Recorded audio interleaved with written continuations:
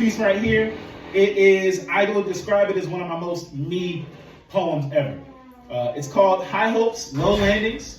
And I must say, if you're a sports fan, I feel like you probably relate to this. So shout out to anybody that pays attention to sports. I'm a huge sports fan. And yeah, let's get into it. Back in the way, Brett Favre brought me to the jet life. The gunslinger came to New York, aiming for the sky. With Mangold, Thomas Jones, and Kashri on the rise, the Jets soared to 8-3, had me feeling starry-eyed. First place in the AFC East with dreams of a Super Bowl's glow. But destiny had other plans, fortune wouldn't grow. Lost 4 of the last 5 games, playoffs slipped from sight.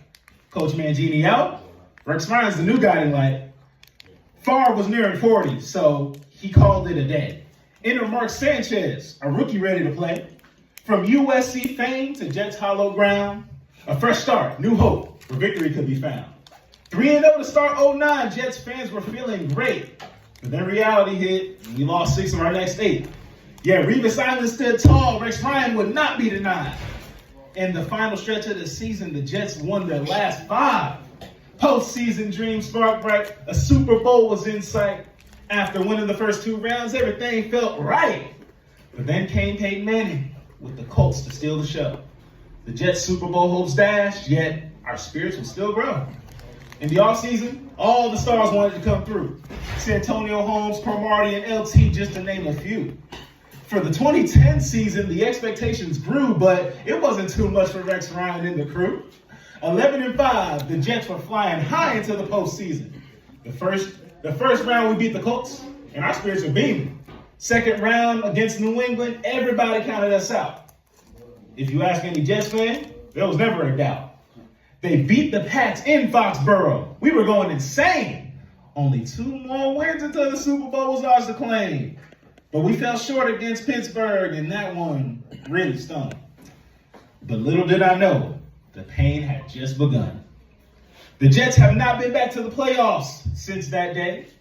Every loss got harder and drove my spirit away. We started 2011 with an 8-5 record, but in the last 3 games, the Jets crumbled under the pressure.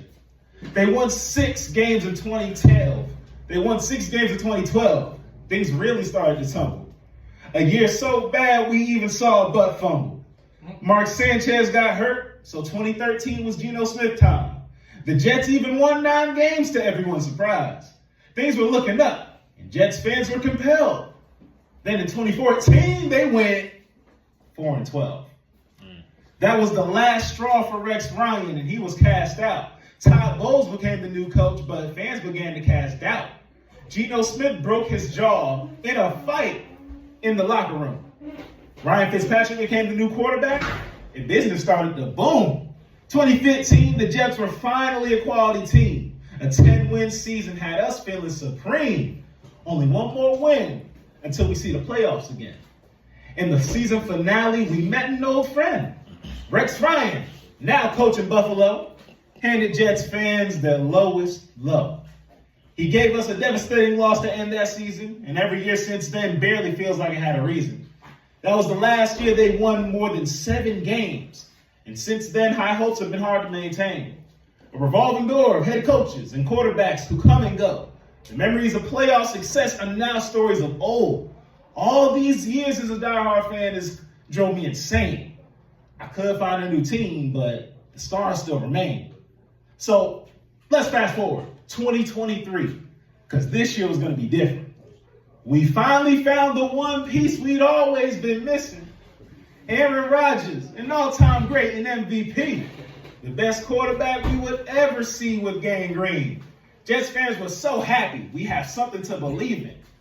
But all that will change just 4 plays into the season.